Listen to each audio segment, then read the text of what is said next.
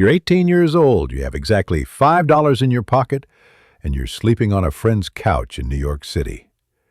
Fast forward 40 years, you're worth $600 million and the biggest action star on the planet. That's not fiction. That's Tom Cruise's real story. And today I'm going to break down exactly how he did it, step by step, so you can apply these same principles to your own impossible mission.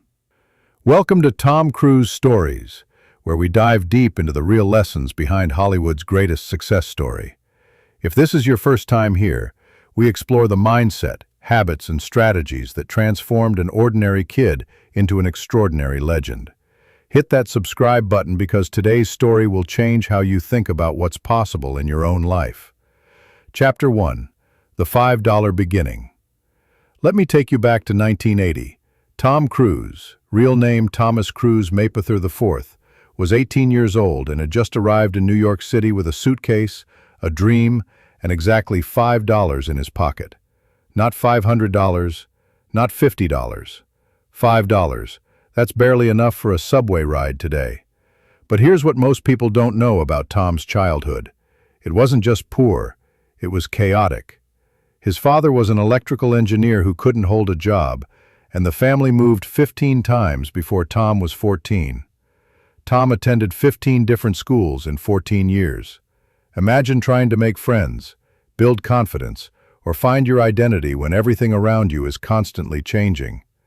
His father left when Tom was 11, leaving his mother, Mary Lee South, to raise 4 children alone. She worked multiple jobs, sometimes 3 at a time, just to keep food on the table. Tom watched his mother struggle, and it burned something deep inside him. He made a promise to himself. I will never be broke again. I will never let my family struggle again. But there was another problem. Tom had severe dyslexia. Reading was torture. Simple words looked like scrambled letters. His teachers thought he was lazy or stupid. Other kids laughed at him when he couldn't read out loud. Can you imagine? The man who would memorize thousands of lines of dialogue couldn't read a simple paragraph without struggling. Most people would have given up. But Tom made a decision that would define his entire future. I don't care what problems I have. I don't care what people think. I'm going to work harder than anyone else.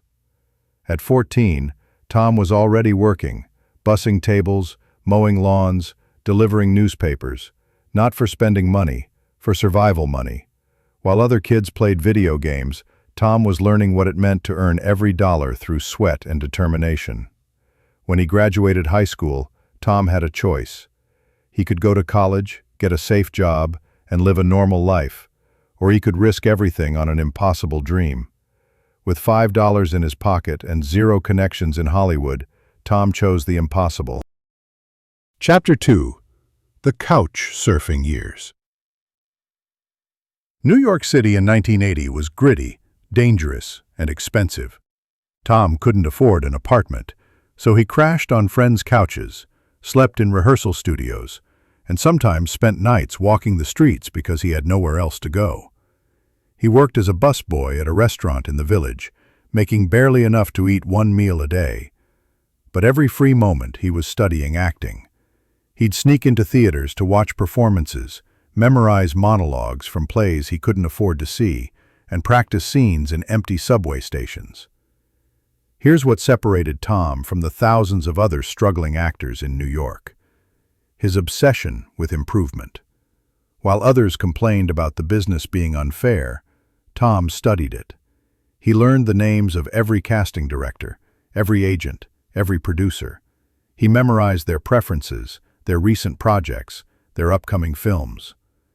Most struggling actors went to maybe 1 audition a day. Tom went to 5.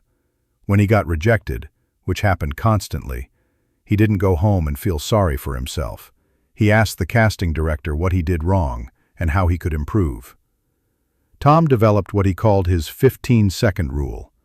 In any audition, he had 15 seconds to make an impression before they decided if he was right for the part. So he practiced making those 15 seconds perfect. His entrances, his first line, his presence. After 6 months of rejection and sleeping on couches, Tom was down to his last $3. He was hungry, exhausted, and hadn't booked a single job. This was his rock-bottom moment. Most people would have called their parents and gone home. But Tom made another decision that would define his legend. I'd rather sleep in the streets pursuing my dream than sleep in a comfortable bed living someone else's dream. That night, sleeping in a 24-hour laundromat, Tom wrote down his goals. I will become the biggest movie star in the world. I will make $20 million per movie. I will be known in every country on earth. I will inspire millions of people to chase their dreams. People who saw those notes thought he was delusional. A dyslexic kid from Syracuse with $3 to his name was going to become the biggest star in the world? Impossible.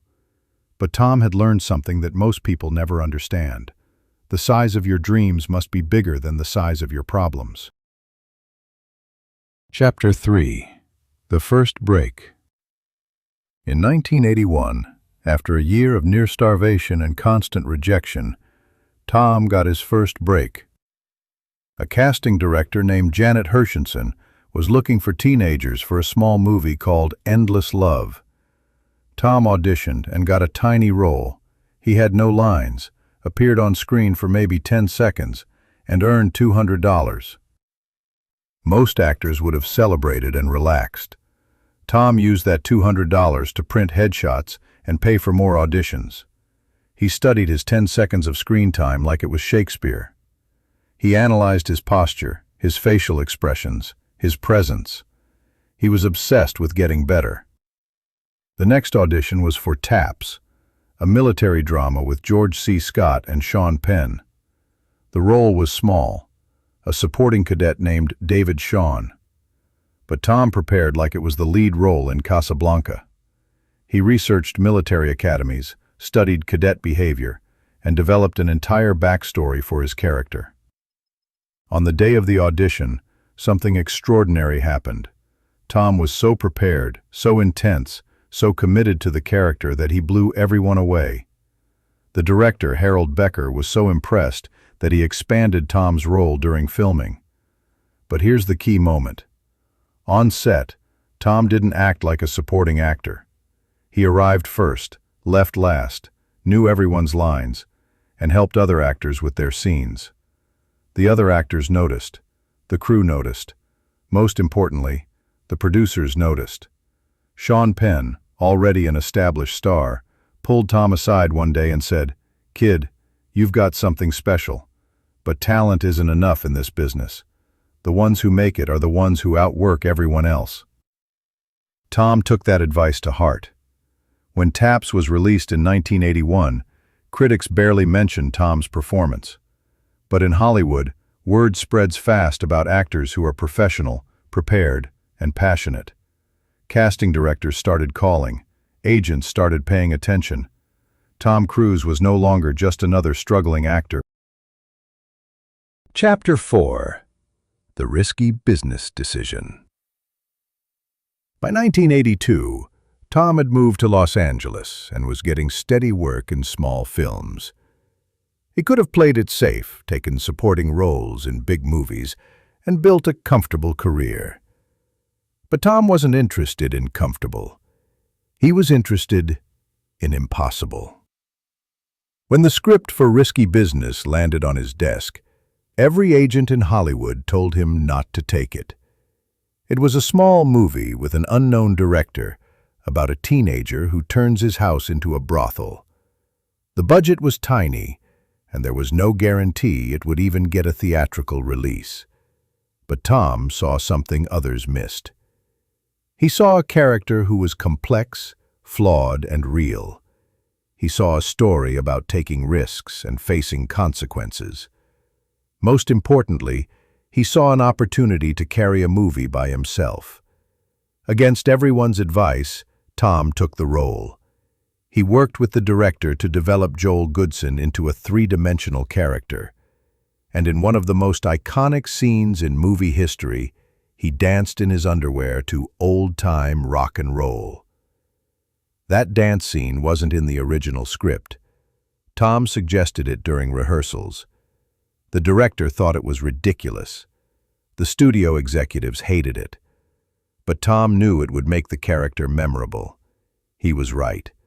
When Risky Business was released in 1983, it made $63 million on a $6 million budget. More importantly, it made Tom Cruise a household name. The kid who once had $5 in his pocket was now making headlines around the world. Chapter 5. The Top Gun Transformation.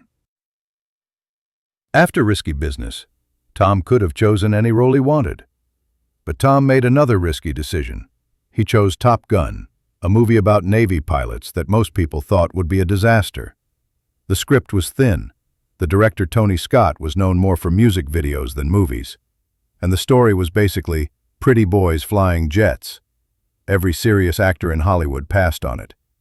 But Tom saw the potential for something bigger. He saw an opportunity to create a character that would inspire people, especially young men, to push their limits and chase their dreams. He saw Maverick not as a pretty boy pilot, but as a modern American hero. Tom's preparation for Top Gun was legendary.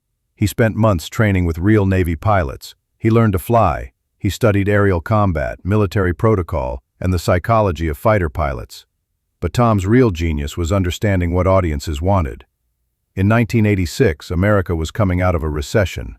People wanted heroes. They wanted to believe in excellence, courage, and the American dream. Tom gave them Maverick, a character who was cocky but vulnerable, talented but learning, fearless but human. Top Gun became the highest-grossing movie of 1986, making $356 million worldwide. But more than the money, it made Tom Cruise a global superstar. His face was on magazine covers in 50 countries. Navy recruitment went up 500% after the movie's release. The kid who once couldn't read simple words was now one of the most recognizable faces on Earth. But Tom's greatest achievement wasn't the fame or money. It was proving that with enough determination, anyone could achieve the impossible. Chapter 6. The $20 million Breakthrough. By the late 1980s, Tom was one of the biggest stars in Hollywood. But he wasn't satisfied with just being famous. He wanted to change the business itself.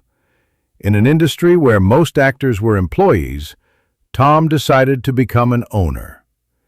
In 1993, Tom negotiated a revolutionary deal for Mission Impossible. Instead of just taking a salary, he negotiated for a percentage of the profits and producer credit. This meant that if the movie succeeded, Tom would make far more than any actor in history. Hollywood executives thought he was crazy. Mission Impossible was based on an old TV show that most young people had never heard of. The action scenes would be expensive and dangerous, and Tom wanted to do his own stunts, which made insurance companies nervous.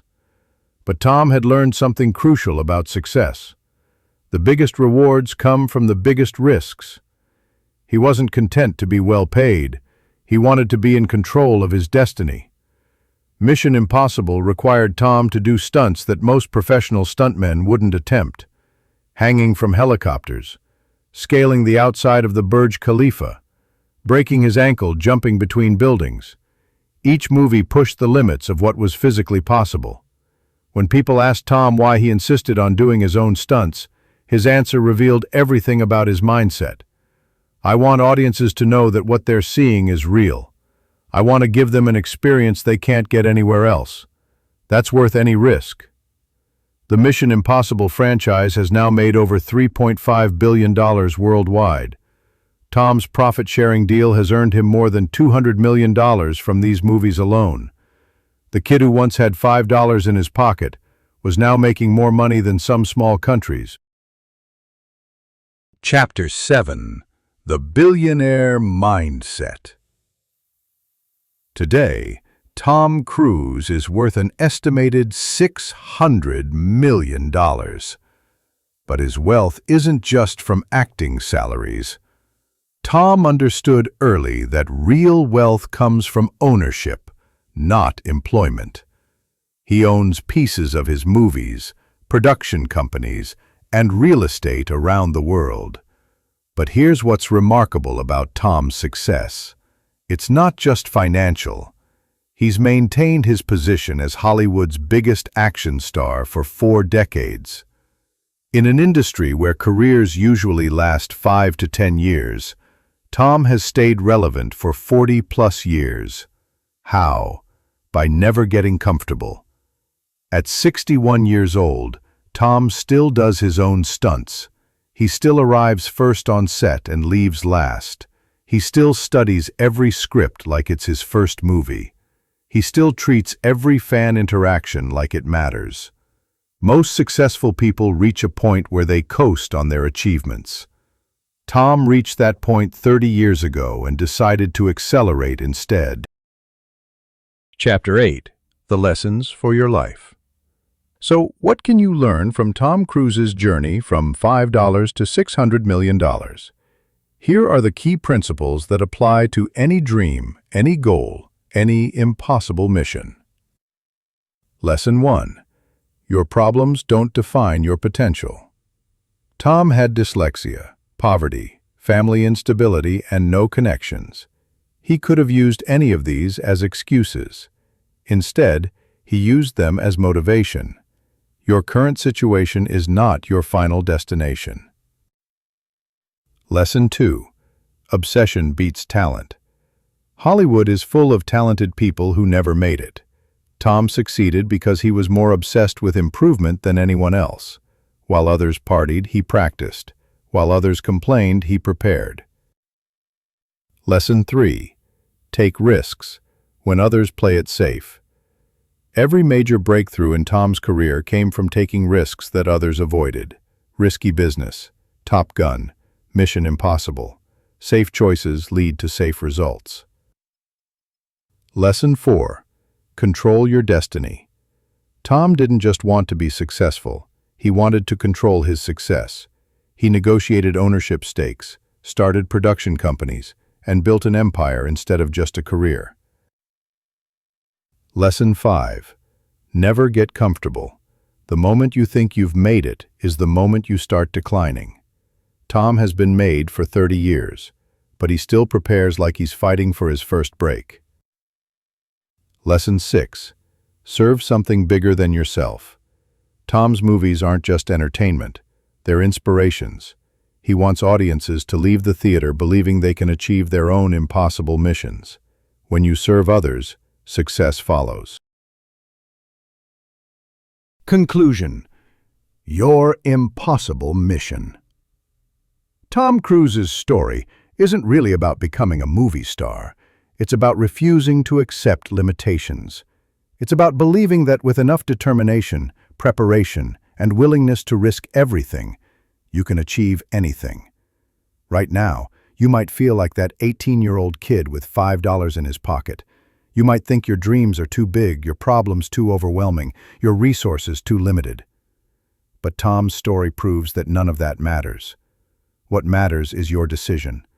Will you let your circumstances define your future, or will you define your future despite your circumstances? Your impossible mission is waiting. The question isn't whether you're qualified. The question is whether you're willing to do whatever it takes to make it happen. Tom Cruise answered that question with his life. Now it's your turn to answer it with yours. Thanks for watching Tom Cruise Stories. If this inspired you to chase your own impossible mission, hit that subscribe button and let me know in the comments what dream you're going to pursue. Remember, impossible is just an opinion. Until next time, keep pushing your limits.